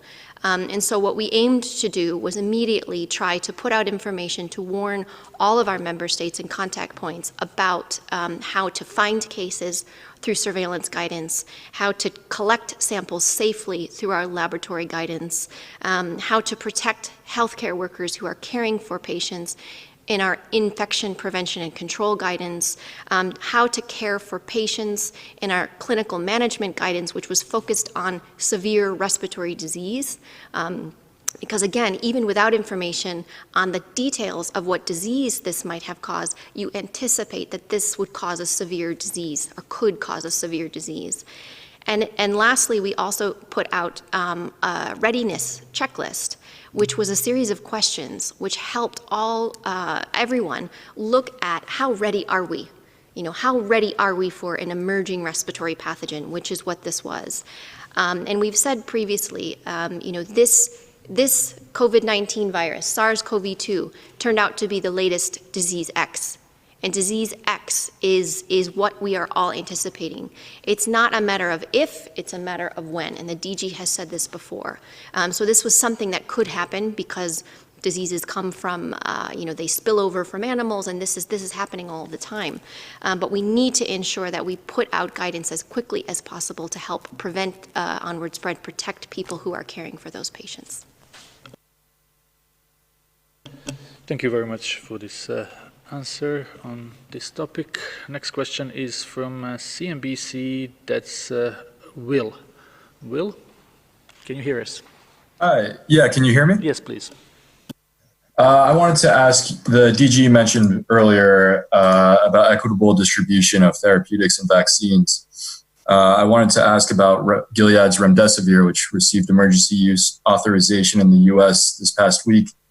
The U.S. government is controlling the supply of Remdesivir at the time.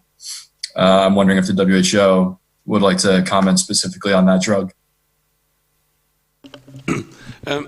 Just to say we are grateful that the company Gilead and the Director General had direct discussions at the highest level to ensure that we had access to the Remdesivir drug in order to launch the Solidarity trials around the world.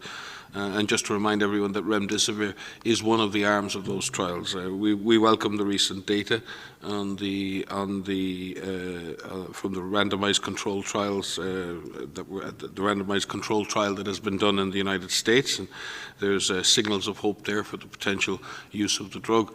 And we will be engaging in discussions with Gilead and the US government as to how this drug may be made more widely available as further data emerges on its effectiveness. But we are grateful for the fact that the drug is within the Solidarity trials, and that drug was provided by the company for that purpose. Thank you. Thank you very much. We have time for maybe 2 more questions. So let's try AFP and Nina Larsson. Nina?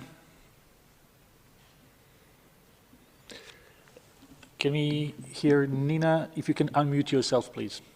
Hello, can you hear me? Yes, now it's okay. Okay, thank you. Thanks for taking my question. So I had a question about President Trump and his Secretary of State, Mike Pompeo, have said that they've seen enormous evidence that the novel coronavirus originated in a lab in Wuhan. I'm just wondering if the U.S. has discussed or shared this evidence with the WHO, and if the WHO is looking to investigate these claims if or when you're invited to China to participate in investigations into the origin of the outbreak. Thanks. So I can start, and perhaps Mike would like to supplement. So let me start with the public health importance of really understanding where this SARS-CoV-2 virus, the virus that causes COVID-19, comes from. What's really important is for us to understand the zoonotic source, what we call the animal source. This is a coronavirus, and coronaviruses circulate in bats, and so there's an ancestral link to bats, and that is something that we know based on the genetic sequences of this virus and other coronaviruses that circulate globally. So we know that bats are an ancestral link. What we really need to understand is the intermediate host, the animal that was infected by bats and that infected people in some of these in the earliest cases. And that's a very important piece to understand from a public health perspective so that we could prevent that from happening again. We've learned this in MERS, for example, in the beginning. We didn't know the intermediate host for MERS, and there were investigations that were taking place in the Middle East, and there was a link that was made with dromedary camels. This happens for a lot of these zoonotic pathogens. And what we need to do is we need to do these investigations, these studies to better understand what is the animal host for COVID-19. We have discussed this with our colleagues in China, and we discussed it during the mission that I took part in February. And one of the recommendations was to be able to do those investigations and do those with our colleagues at FAO and OIE and different ministries across China. And this is an important part of our understanding of how this all began, so that we could prevent it from happening further. From all of the evidence that we have seen, from all of the sequences that are available, and there are, I believe, more than 15,000 full genome sequences available, or close to 15,000, that this virus is of natural origin. But we do need to still find the intermediate host in China, and that is something we are very supportive of, to provide that support to our colleagues in China. And just a supplement on your first question, no, we have not received any data or specific evidence from the US government relating to the purported origin of the virus. So from our perspective, this remains speculative, but like any evidence-based organization, we would be very willing to receive any information that purports to the origin of the virus, because, as Maria said, the origin of the virus is a very important piece of public health information for future control. So if that data and evidence is available, then it will be for the United States government to decide whether and when it can be shared. But it's difficult for WHO to operate in an information vacuum in that specific regard. So we focus on what we know, we focus on the evidence we have, and the evidence we have from the sequencing and from all that we have been advised is the virus itself is of natural origin, and we need to understand more about that natural origin, and particularly about intermediate hosts. This issue was one of the recommendations of the Emergency Committee on 30th of January. It was subsequently repeated in the advice the other day. The Director General, when he visited China when I was there with him, raised the issue at the highest level. Not as a specific issue, but we've been saying this since the beginning. We have to control this outbreak, and this is the most important thing we have to do. But we have to also understand the origin so that we can put in place the right public health and animal-human interface policies that will prevent this happening again. This is not unique. We have done the same in the Middle East with MERS. We have done the same with Ebola in Africa. Understanding the host animal, understanding the intermediate species, and understanding how to protect human beings in that cycle is exceptionally important. Whether that requires changes in our engagement with the natural environment, whether it requires changes in animal husbandry, when it requires changes along the food chain, we won't know exactly how that is to be managed unless we understand the animal host and the animal intermediate species. And that's an exceptionally important piece of information. Right now we have to deal with the pandemic and we've got to get it under control, but that does not lessen the importance of doing that other work. We have offered, as we do in every case with every country, assistance with carrying out those investigations, and I'm sure our colleagues in OIE and FAO are equally keen to offer that support. But again, a bit like the mission in February, we need to understand that we can learn from Chinese scientists, we can learn from each other, we can exchange knowledge, and we can find the answers together. If this is projected as aggressive investigation of wrongdoing, then I believe that's much more difficult to deal with. That's a political issue. That is not a science issue. We see scientists in China communicating, collaborating around the world right the way through this pandemic.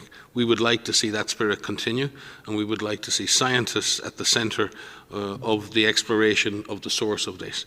Science needs to be at the center. Science will find the answers.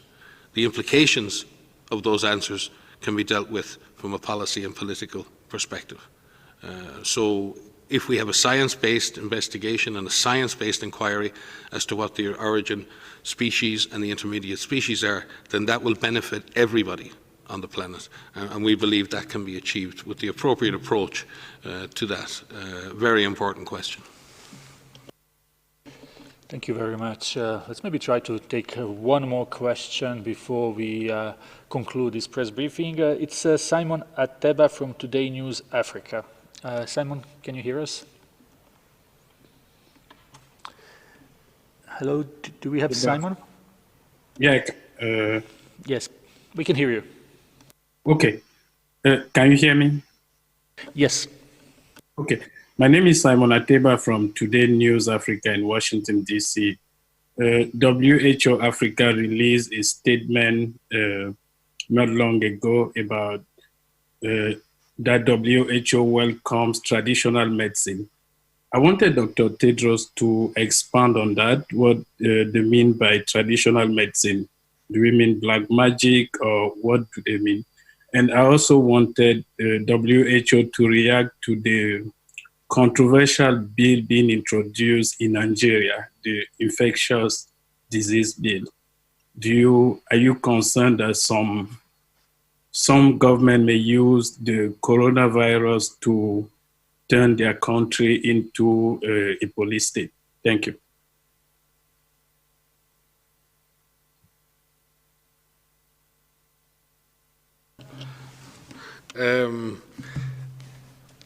What WHO, and I think our African Regional Office released a statement on this, does support the use, as we do all over the world, there's a difference here between what are natural remedies or natural supplements where people take things to feel better, and if people want to take a honey and lemon drink in order to ward off infectious diseases, that's a very different thing to taking a drug with an active ingredient, whether that's of natural or pharmaceutical origin. What we're talking about here are potential treatments that have active pharmaceutical ingredients. And an active pharmaceutical ingredient can help you if it's targeted at the virus that's infecting you, but it can also hurt you if it affects any other system and doesn't deal with the virus. So what we try to do in medicine is not make the difference between what are pharmaceutical agents and what are traditional. I think what we found more and more in the world, that sometimes what ends up as an agent or as a drug coming from the pharmaceutical side very often starts as a traditional medicine. Aspirin, anti-malarial treatments, many of these came from traditional medicines that were well recognized by communities. And then when the active ingredient is identified, that's often taken and developed and scaled up and put into tablets. So we must recognize that traditional medicine has a value. It has a value both clinically and socially and culturally. But what we do want to make sure is that any of those products that have active pharmaceutical ingredients in them are tested in the same way as normal drugs. And that particularly in the context of Africa, we want to make sure that any material, any drug going into the body of an African gets exactly the same testing and safety and efficacy trialing as it would in any other part of the world. So this is not about denying Africans traditional therapies. This is about making sure that those therapies are safe and effective. And WHO will support those researchers who have traditional medicines that have some potential or are showing some promise or have some indication that they may work, and we will support them in building the necessary clinical trials that can test the safety and efficacy of those potential traditional remedies. This is both as a way to protect people from remedies that may hurt them, but also to select out those remedies that may actually work in this case. Maria?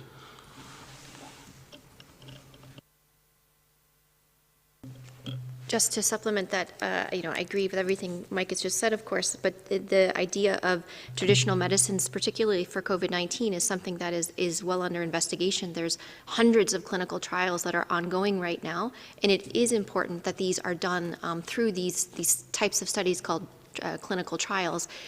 Even within China, the use of traditional medicine, many of them are under clinical trials evaluation right now. And I haven't seen the full statement from our regional office, but WHO has been working with a number of research groups to ensure that any drugs, whether it's traditional medicine or whether it's Western, quote unquote, Western medicine, that these are done and evaluated through clinical trials to ensure their safety and their efficacy. And clinical trials should be conducted the same way no matter where they're conducted, no matter which continent they are conducted on, no matter which individuals that they involve, they need to follow the same scientific and ethical principles all over the world. Yeah, thank you. Just very, very brief. There are many traditional medicines actually that are beneficial, and that's why we have a unit in WHO that follows traditional medicine. But as has been said, the use of any traditional medicine should pass through a very rigorous trial like the modern medicine before it's used for anyone. So that's our position, but we encourage traditional medicine. Thank you. Thank you very much, DG. We will conclude the press conference here. Audio file will be sent to you shortly, as well as the opening remarks of DG. Transcript will be available most likely tomorrow. We have also just sent you an invitation for the press conference of our regional office in Americas that will take place tomorrow. I wish everyone a very nice evening. So Tariq, thank you very much. And thank you all for joining today, and look forward to seeing you on Wednesday. Thank you so much.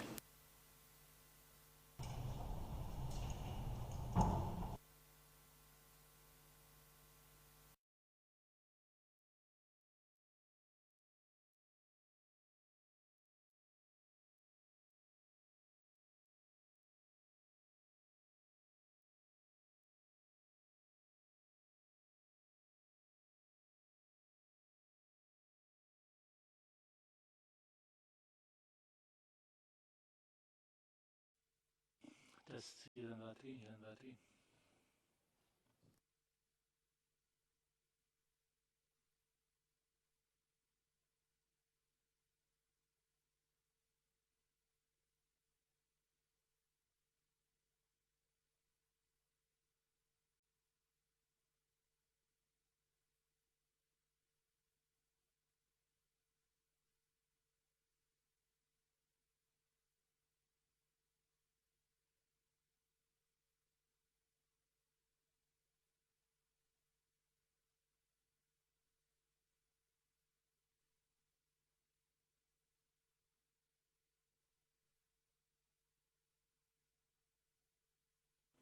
Alex, il y a un problème de son ou tout marche bien?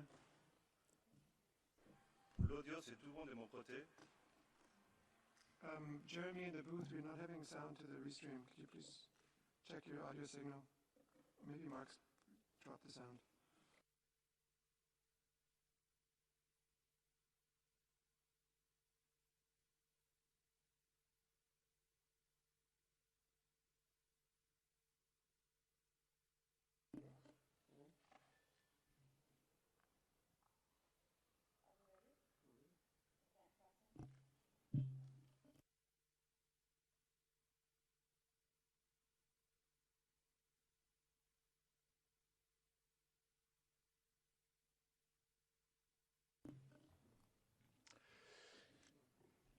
Hello to everyone watching us on various Bonjour à tous, vous qui nous suivez sur les diverses plateformes de l'OMS, et bienvenue aux différents journalistes qui nous suivent en ligne, qui participent à cette conférence de presse habituelle du siège de l'OMS sur la Covid-19. Avant de donner la parole au docteur Tedros, je vous rappelle que la session de questions-réponses commencera tout de suite après l'intervention du directeur général et que chaque journaliste doit se limiter à une question restant très concis. Les jours précédents, nous vous avons envoyé également un certain nombre de communiqués sur différentes questions depuis les différentes divisions de l'OMS. Je donne tout de suite la parole au docteur Tedros. Thank you, Tariq. Voilà. Merci, Tariq. Good morning, good afternoon, and bonjour, good evening. Bonsoir. First of all, I would like to welcome all Hindi-speaking journalists. J'aimerais souhaiter la bienvenue à tous les journalistes. Nous nous réjouissons d'entendre vos questions. WHO press conferences are Les now conférences de available presse in de 8 l'OMS languages. sont désormais All disponibles 6 en United 8 Nations langues, languages, les 6 langues officielles plus de l'ONU, Portuguese plus le portugais and Hindi. et l'hindi. Namaste. Namaste. Plus closed captions for people with hearing Il y a également des sous-titres pour les personnes qui ont des difficultés d'audition. 3.5 million cases of COVID-19 and almost moins de 250,000 deaths have now been reported to WHO. Sont désormais, Since the beginning of April, an average of around 80,000 new cases have been reported to WHO every day. But these are not just numbers. Every single case is a mother, a father, a son, a daughter, a brother, a sister, or friend. Although the number of cases reported from Western Europe is declining, more cases are being reported every day from Eastern Europe, Africa, Southeast Asia, the Eastern Mediterranean, and the Americas. However, even within regions and within countries, we see divergent trends. Every country and every region needs a tailored approach. But the impact of the pandemic goes far beyond the numbers of cases and deaths. Around the world, the pandemic has caused severe disruption to essential health services, including to community-based health care. Also, professional health workers, like doctors and nurses, play crucial roles. In many countries, trained members of the community play a vital role in delivering essential health services like vaccination, prenatal screening, and the detection, prevention, and management of many diseases. Today, WHO, UNICEF, and the International Federation of the Red Cross have published guidance for countries on how to maintain community-based healthcare in the context of COVID-19. It includes practical recommendations for countries on sustaining essential services at the community level, leveraging community health workers for the response to COVID-19, while keeping them safe, and advice for how to adapt services for specific diseases and age groups. For example, it suggests using telemedicine wherever possible and leaving insecticide-treated nets for malaria at the door of households instead of asking people to collect them from a central location. It's also vital that countries pay careful attention to the most vulnerable members of their societies. Crisis can exacerbate existing inequalities, which is demonstrated in higher rates of hospitalization and death among certain populations in many countries. We must address this now and in the long term by prioritizing diagnosis and care for those who are most at risk. This is not only the right thing to do, it is the smart thing to do. We cannot end the pandemic until we address the inequalities that are fueling it. Today's guidance complements the United Nations Framework for the Socio-Economic Response to COVID-19, published last week. The framework lays out a recovery roadmap for countries to protect lives and livelihoods. I repeat, lives and livelihoods, and get businesses and economies up and running again as soon as possible. Importantly, the framework takes a health-first approach, recognizing that strong and resilient